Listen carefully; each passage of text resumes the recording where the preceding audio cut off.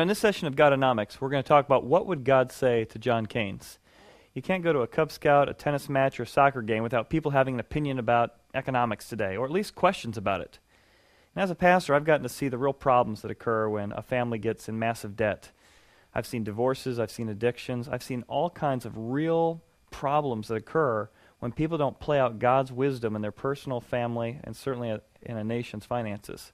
So today I want to talk about John Keynes, John Maynard Keynes. He was actually British, so it would be John Maynard Keynes from England. He was a brilliant economist who really changed everything. And even if you haven't heard about him, I promise you the influence of his thinking on both our nation and people's thinking about money is highly influential.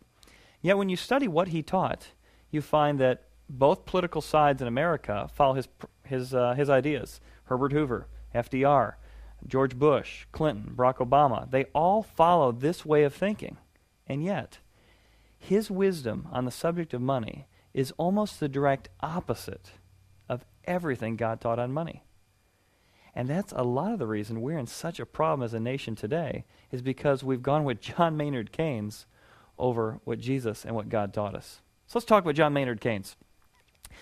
If you've got a newspaper recently, or a Newsweek or Time Magazine, you see he's been highlighted. John Maynard Keynes, Time Magazine. Also Newsweek, it said, we're all socialists now. Well, is that true, and what does it mean? Well, John Keynes ultimately moves you toward a socialistic type mindset. But what did he teach, and why is it important? And why should we look at it? Well, I think it's because it's highly influential. He taught that we should spend our way out of debt, that we should borrow more when we're in financial trouble, and that ultimately that would work out. It's a lot like a story I heard about an Englishman. There was an Englishman who found his way to Paris, and he decided to go to a very small hotel, and he got there and he pulled out a 100-pound note.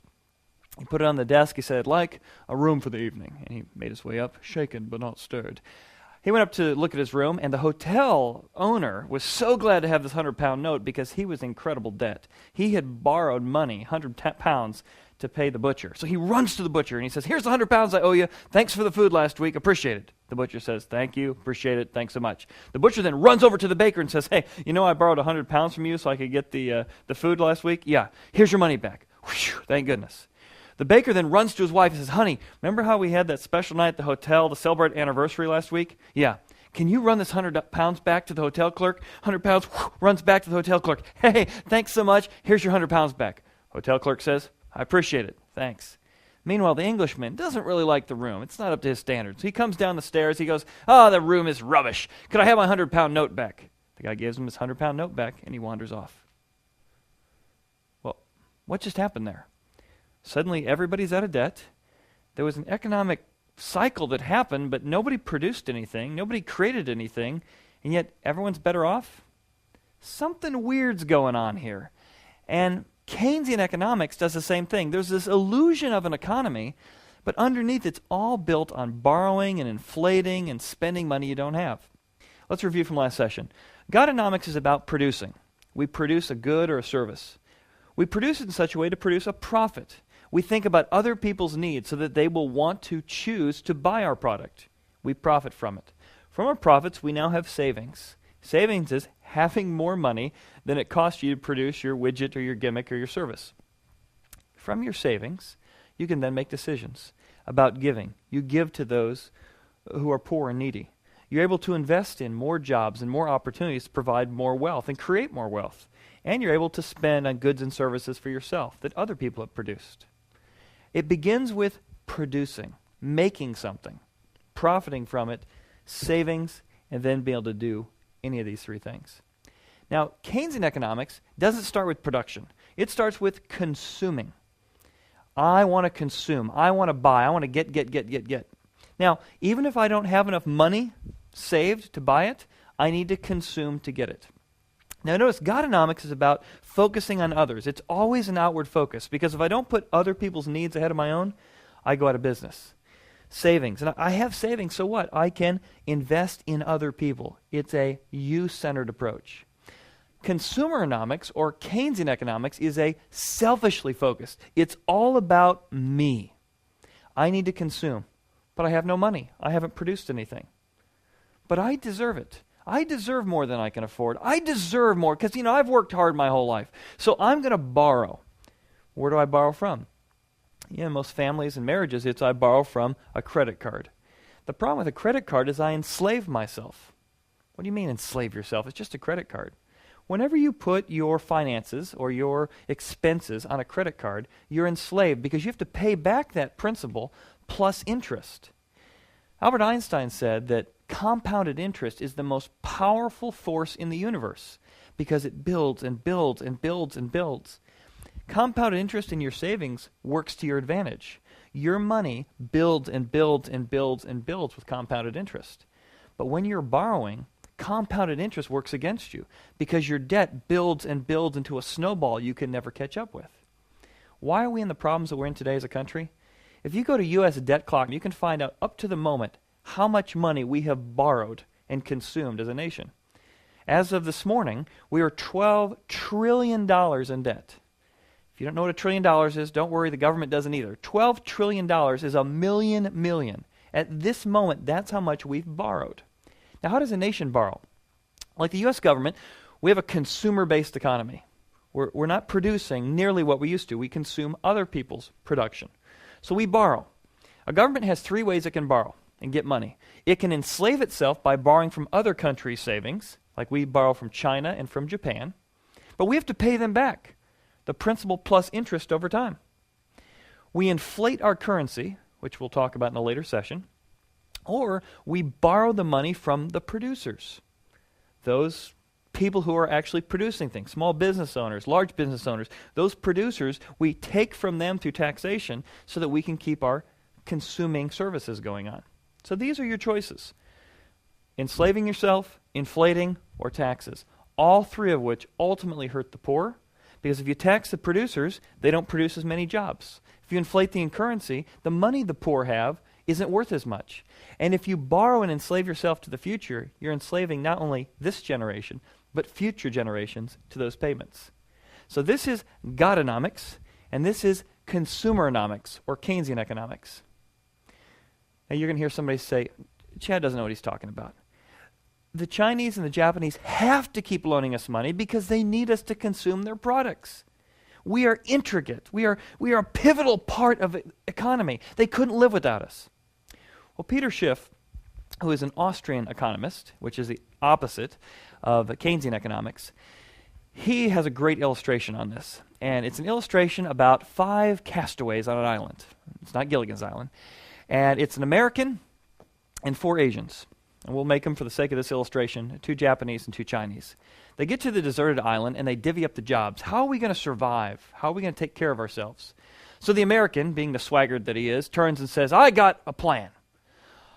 I want 2 Japanese guys. You're going to be fish. You're going to get fish, enough for yourself and for me. He turns to 2 Chinese guys, says, I want you to work all day to find fruit and coconuts and cut those coconuts open. It'll be hard work, but it'll be worth it. So all day long, the 2 Japanese guys and the 2 Chinese guys, they work to provide for themselves and for the fat American. Now he says, now here's what I'm going to do. The American says, I'm going to lay myself here on the beach all day long, and at the end of the day, I'm going to consume your products. All right. Well, at the end of the day, sure enough, they bring the fish, and they bring the food, and they bring the fruit, and the American consumes it. Well, he's a vital part of the economy, isn't he? I mean, what would they do if somebody wasn't there to consume their products? And this is what modern economists want you to believe, that the fat American who has a service sector job, he owns a tanning salon that he's the one client for, is pivotal to the Japanese and the Chinese. They have to keep loaning to us because we're eating their food. Well, at some point, if we have to borrow the money from the same people to buy the stuff they produce, they're going to get onto it and say, why don't we just not feed the fat American? Why don't we just make enough for ourselves and not work so hard? You see, it looks like an economy, but it's actually not, because it's built on the assumption that in American pride and arrogance, we are so important because we're going to eat your stuff while borrowing your money. It makes no sense at all. Well, why is John Keynes so popular then? Well, here's why. His real goal was not to build a sound economy. His real goal was to destroy capitalism. fact, here's what he said. He said, capitalism is the astounding belief that the most wickedest of men will do the most wickedest of things for the greatest good of everyone. Now see, he's coming directly at Adam Smith here. He's saying people are wicked. How can you expect wicked people to give to other people? But he's going to promote socialism. But he's going to assume then, if you put me in charge, I'm the one person that wouldn't be wicked. I'm the one person who would not look out for my own self-interest. I'm the one person who would take from the producers and I would fairly distribute it. That never happens. It doesn't happen in Russia. It didn't happen in China. It doesn't happen anywhere in human history. Because whenever you put a wicked person in charge, they do wicked things. And like we talked about in the last section, capitalism does not eliminate greed. It neutralizes it in a free market system. So John Keynes says, I'm trying to destroy capitalism. How would I do it? He said, here's how. The best way to destroy capitalism is to debauch the currency. By a continued process of inflation, government can confiscate, secretly and unobserved, the important part of the wealth of their citizens. This is the opposite of what God said. God says he wants each one of us to experience personal liberty, prosperity, and generosity. And for this session, we're going to look at two slogans. Two slogans that contrast Godonomics from Keynesian economics. Number one, we spend our way to slavery, not prosperity. And number two, act your own wage. We'll look at the second one in a moment. We spend our way to slavery, not prosperity. See, John Keynes wants you to believe that if you're in debt and if you're in trouble, just borrow more. You can spend your way out of recession. You can spend your way out of the hole you're in. You don't spend your way to prosperity. You spend your way to slavery.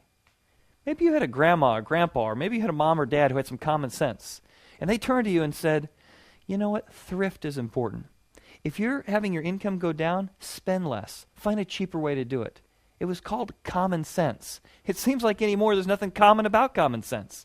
John Keynes comes along and he says, no, there's a totally new enlightened way of looking at it. You need to understand, I'm coming from England and we're much smarter than you. We're the elites. Here's what you need to do. Don't spend less. Instead, if you owe your bank manager £1,000, you're at his mercy. But if you owe him £1,000,000, he's at your mercy. I actually had a conversation just last month over at the dinner table with a relative who said, I heard this great quote and it makes so much sense. And he quoted that quote. I said, do you know who said that? He said, no. I said, John Keynes. He goes, so that guy was brilliant. Brilliant? Look what he's saying. Back to the board. If you have borrowed money from your lender and you owe them £1,000 or $1,000, they're going to have leverage over you. You got to pay that back, right? Because you don't own anything. John Keynes says, well, don't actually start producing anything. Don't spend less so you can profit and save. Instead, borrow more. So now you owe them $1 million, $1 trillion. It's the same thing we're doing with China and Japan. They need us to keep eating their food. Let's keep borrowing more. We're so important they couldn't stop lending to us. It's utter nonsense. Because what happens when you owe somebody £1 million? You still own nothing. You have no assets. You have no production. You have no savings. All you have is debt. We don't spend our way to prosperity. We spend our way to slavery. And this is the opposite of what God said. Here's some of God's wisdom. Romans chapter 13, verse 8. Owe no one anything except to love one another. For he who loves one another has fulfilled the law. The borrower is servant to the lender. The borrower, when you borrow money, you become the servant or enslaved to the lender. The lender can now have leverage over you. It can tell you what to do. It can enslave you. That's what happens. This isn't just personally. This isn't just in a family, but God gave the same wisdom to the nation of Israel. He said to the nation of Israel, I want you to go ahead and have savings so that you can lend in investing in other ventures, but don't borrow. Be somebody who blesses other people by using your savings to increase prosperity, but don't be a borrower or you'll be enslaved. And I got you out of Egypt. Let's not do that again. Let's stay free. Here's how he says it. Deuteronomy chapter 28. The Lord's going to open to you his good treasure. You shall lend to many nations, but you shall not borrow. Why? Because if you do, the alien who is among you, the other nation that you borrow from, will get higher and higher and higher and you will come down lower and lower and lower. He will lend to you. You shall not lend to him, because if you do, he'll be the head and you'll be the tail. Have you heard the old phrase, the dog wagging the tail? That's what happens. When you borrow from somebody else, they control you. They can control what you do. And this has happened in our nation many times. There was a time in American history we weren't borrowing from China and Japan. People were borrowing from us. We had lots of savings because we used to produce and profit. So we used to invest in or lend money to England. Well, England had built the Suez Canal, and they had lent it for a certain period of time, and it came time for them to get it back. They owned it. It was their responsibility. They wanted it back. Well, even America has done some unethical things, because even though England built it, England had a contract, and England wanted it back under the deal of the contract, America said, we don't really want to go to war. We really don't want to get involved in this. We don't want to skirmish this near us. England, stop. England says, well, we're not going to stop. We want the Suez Canal back. We said, let's have a little talk. Who is it that's financed all your economy? Oh, we did. You know what I'm thinking? I'm thinking if you keep doing what you're doing, and you can do it, if you keep doing that, we might just call in your debt. We might just say it's time for you to pay back all the principal and all the interest. Well, they knew that if we called in their debt, their principal and interest, it would destroy their consumer-based economy. So they called up the troops. Hey guys, change of foreign policy, change of mind. We're going to go ahead and give that to somebody else. What did we do? We had enslaved England because we were the lender and they were the borrower. Now, why did we go off the gold standard? We'll talk about that in the week on inflation. Why in the 1970s did Nixon come out on a Sunday night and say, hey, we're going off the gold standard? It's because America started borrowing from France. And France wanted to stop us from doing a variety of things. So France put a plan together over the weekend and said, we're going to call in America's debt. They've got to pay us back the principal and interest in gold. Well, Nixon knew we couldn't do it. We had been overspending and consuming for so long. We didn't have enough gold to back up the borrowing we've been doing. So he came out, I think it was on a Sunday night, and said, we've made a decision. You know, we've thought about this for a long time. It's the wise thing for the nation. We're going to go off the gold standard. Why? Because he knew Monday morning France was coming in to call on our debt. So he said, I'm not going to let them have power over me. And he moved us from primarily an enslaving economy to making inflation critical. Well, this has been going on since 1913, critical to what's happened where we are today. What's the Bible say? You don't spend your way to prosperity. You spend your way to slavery. Why do I say God wants us to experience liberty? Why does God not want us in debt to other people? Because God wants us free. God doesn't even want us in debt to him. In fact, the whole story of Christ is that every time we do something wrong, every time we sin, every time we complain, every time we're ungrateful, every time we put an idol in our life that says something's more important to me than God, we accumulate debt. Imagine every thought you've ever had, every habit you've ever had, everything you've ever said was recorded. And it is. You're accumulating debt toward God. And God looked down and said, look at the debt. You talk about the trillions or $12 trillion of American debt. That's nothing compared to the amount of debt you've accumulated toward me. So what's he going to do? He's like, I could call in the debt, but they can't pay it. I could wait for them to do good works, but they're never going to pay off trillions and trillions and trillions and trillions of dollars of spiritual debt. He says, I'll come to earth and I'll pay the debt because I want to make a way that you can be in restored relationship with me. And I'll not only forgive your debt so you can be back in black, I will then deposit to your account all the righteousness that Jesus ever did. So I go not only from being trillions of dollars in debt to trillions of dollars of assets in my spiritual account because of Christ. That's what the story of God is about. That's what Jesus' story is about. I came to redeem you, to rescue you, to get you out of debt from me. And that spiritual reality plays forth in economic reality as well.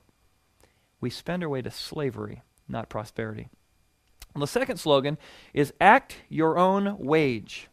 Now maybe you grew up hearing act your own age. Maybe your parents said that to you all the time, or you got lectured by your grandma or grandpa or teacher. But even more important is that we act our own wage. See, this principle is important. Whether you make $30,000, $300,000, or $1 million, discontentment will make you say, whatever I make, I want to consume more than I produce. The discontentment of idols in a human heart push us to say, I deserve more. I can have more. I can have more. I can have more. I don't want to wait till I have enough savings. I don't want to have patience. I deserve it, and I deserve it now. The Bible says, act your own wage. Whatever you make, use thrift, use ingenuity, use resourcefulness to find a way to make sure that you're not consuming more than you produce. Now, how do we do that? How do we act our own wage? 3 ways. We need to look inward, look backward, and look forward. Why do I say look inward? You can read all the finance books you want in your life. And you can learn about, this makes sense, I've read this book, I think my grandma told me this. You're never going to do it. I'm never going to do it until I first look inward. I need to figure out, why do I keep making dumb choices? I know I shouldn't consume more than I produce, but I keep doing it. Why do I keep borrowing and enslaving myself? It's destroying my marriage. It's destroying my life. Why am I doing it? Jesus says, you got to answer the why question. And here's the answer. Jesus says, where your treasure is, there your heart will be also. All of us are building our life, whether you call yourself a Christ follower, a Christian or not. We're building our life on something. It's either on God's kingdom or some idol. And if your idol, if your sense of identity is in your status, if that's where you're building your real value, my status, you're going to say, I don't mind being enslaved because I've got to have the status of wearing those clothes and having that car and having that house. I know it's not wise, but that's my idol. It's my status. For some of us, it's our appearance. I want to look good. I want to have this surgery. I want to get this done. Whatever it is, I got to get this accomplished. Our status, our appearance, our performance, as long as those idols are driving us, they're going to drive us crazy. Because until your treasure becomes God's work in you, you're going to be enslaved. And God says, I will come to liberate you. And look backwards. Has this helped in your own personal budget? Has all this enslaving, has it made your marriage better? Have you really gotten freer? Has it made your life better spiritually or monetarily? No. Look backward. Look what God says. He said, there are some who pretend to be rich, but they have nothing. What's he talking about? People who pretend, look how much I'm spending, look at my car, look at my house. They pretend to be rich, but they have nothing. They don't have any savings or real assets. But then there's another type of person who pretends to be poor. He holds back some of his wealth. He doesn't spend everything he could. He pretends to be poor because he's thrifty and resourceful. But he actually has great wealth. You go to his bank account, you look at his cards, and they're paid off. You look at his life, and he actually has real savings that he can give to other people. I love this commercial. Several years ago, I saw this commercial, and it talked about people who pretend to be rich but have nothing. And it's got this guy driving in a really nice car. He's got his nice house and his nice family behind him. He's got grocery bags and shopping bags all in the car. And the narrator says, wow, you're doing really well for yourself. He says, I sure am. He says, what's the secret to your success? He says, well, I'm up to my eyeballs in debt. That's how I did it. And then the camera fades out to black and says, debt consolidation services. Here's a guy who supposedly was rich. Look at the car. Look at the house. But he'd borrowed it all. And he was just enslaved to all of his debt and all of his borrowing. He's just what the proverb says. He pretends to be rich, but he's actually poor. A lot of what's happened in the last few years are people who supposedly had nice houses, all their debts are called in because they didn't buy it with real savings, real money. The Bible calls us to act our own wage. We may pretend to be poor because we're putting margin in our life, but we actually have great wealth because we're practicing God's wisdom, not John Maynard Keynes. What else does God say on that? Well, it says that we need to look forward. After we look inward and then we look backward, has all this debt and borrowing got us to a healthy place? No. Then we look forward. What would God have me do? Is debt always bad? Christ followers disagree on this. Some people say you should never have any debt. I like how Howard Dayton says it. He says, don't borrow to consume. I think the Bible's pretty clear on that. This is just unwise. Do not borrow to consume, because when you're done consuming, you have nothing. I used my credit card to pay for the hamburger. I ate the hamburger and now I have nothing except a bill plus interest. The Bible says don't borrow to consume, but be careful about borrowing to invest. Small business loans, homes, things like that. That's different in that you're now borrowing not to consume. At the end of the day, you've now borrowed to have a business that produces, a house that supposedly will produce wealth over time. We got to be careful because the inflation of the currency and housing bubbles makes it really hard to assess real value. Here's how Howard Dayton says it. He says 3 principles when you're borrowing to invest. Number 1, make sure the item you've purchased is an asset with the potential to appreciate or produce income. You're back in Godonomics. Number 2, the value of the item equals or exceeds the amount owed against it. Number 3, whatever the payments are, don't put restraint or pressure on your family budget. I think those are 3 important principles to look at when we're talking about when are the times to borrow. Now, what happened historically? How did we get here?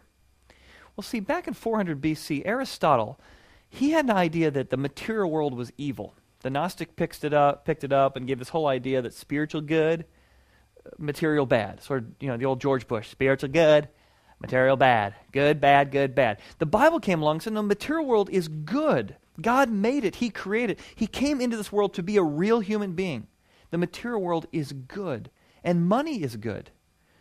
Now, this is why the Greeks, Aristotle, and others said, let's not even deal with that. Let's just have deep thoughts about philosophy all the time.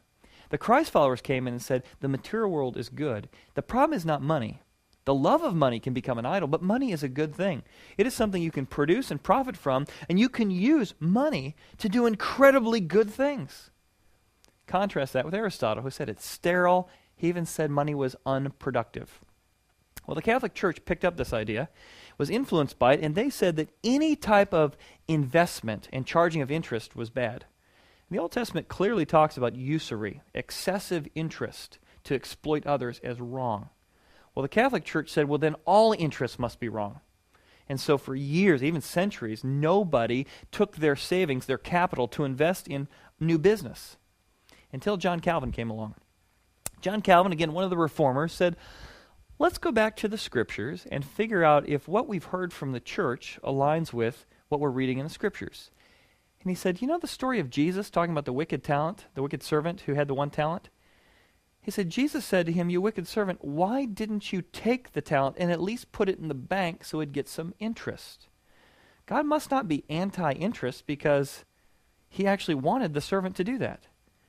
So he said, we don't want to exploit the poor, but maybe usury is excessive interest, not any interest.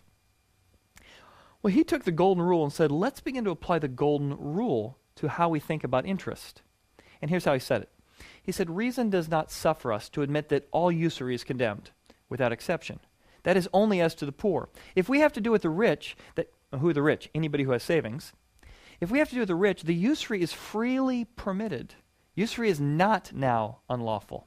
Let each one then use this as their guide. Place yourself before the judgment seat of God, and don't do to your neighbor what you wouldn't do to yourself. In other words, if you were starting a new business, would you, as the lender, agree to loan the money at that interest rate? Yes. Well, if you would have done it on either side of the equation, that both of you will be better off. We're back to capitalism. In a free market society, one person says, I would rather have the money and pay you a little interest so that I can produce this new dream and vision I have. The other person says, I'm willing to invest in that because at the end of the day, I'm going to have some reward for the risk of my capital.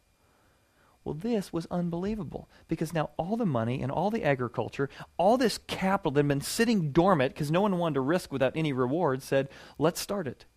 And John Calvin and this new thinking about money and interest, this wave of prosperity began to happen in Europe and ultimately into the New World. If you're going to experience what God talks about here, you need to create margin. And that's really what Godonomics is about, creating margin, having God be the center of your life. I don't know if you're the kind of guy who runs out of gas. I do about once every 2 years. See, I like to push the limit. I like to find out exactly how I can push the limit and see if I can almost run out of gas. Matter of fact, for me, success is I roll up into the gas station as I'm running out. That's when I know I've done it. Drives my wife crazy. But thank goodness she's not with me most of the time I'm doing it. But it does seem like every time I actually run out of gas, she is with me. Murphy's Law. So about a month ago, I was pushing the limit. I knew I was pretty close to the bottom. There was no margin in my gas tank. I come down the hill. We've got the baby in the back seat. We're going to pick up my junior high daughter. And as we get to the bottom of the hill, it runs out of gas. And I'm just, don't look at her. Don't look at her. I look over. My wife gives me that look, that How many times have I told you not to let it get this low? And I'm like, oh. So I've got to get out of the car, and there's no air conditioning, and the baby's crying, and she's not happy with me. And I walk down the street, and I get these 2 gallons of gas, and they're talking about free market economy. At that moment, I'm spending $12 for this piddly little 1-gallon tank because it's what I needed. And so I fill it up, and I come down, I put the gas in my car, and I go to turn the ignition. And I had run the battery down by leaving the lights on when I left. And now it's just like, oh. And my wife's giving me the speech. Why do you do this? Why do you keep doing this? And I'd like to say, because it's fun for me, but it wasn't fun at that moment. And God is saying the same thing to you and I. Why do you keep doing this? Why do you keep consuming more than you produce? It doesn't make any sense. It's not making you free. It's not making you prosperous. You don't even have money for yourself, let alone the ability to be generous to others. Jesus comes to offer something money can't buy. Contentment. Peace. Inner security. I'm no longer trying to find status, performance, and appearance to fill that God-shaped void in my life. I'm secure because I'm a child of God, and I have riches in heaven that can never be taken away. Rust, moth can't even touch it because of what God has given me. That security allows me to use money without it using me. Jesus comes to deliver you and I from our idols. Your idol might be your savings account. You say, oh, Chad, keep going on that savings account. My wife or my spouse needs to hear it. Your savings, though it's good, could become an idol. You're never going to save enough to feel secure. It might be your borrowing or your spending. If I could just spend enough. It could also be your giving. But if you say, I can never outgive the one who gave to me, it's going to change your heart. If you want to accept Christ into your life, if you want Him to forgive you of your debt, it really is a simple prayer. It's nothing even magical about the prayer. It's turning to Christ and saying something like this. Father, forgive me for all the ways I've replaced you with idols in my life. Forgive me my spiritual debt. Thank you for forgiving me and liberating me.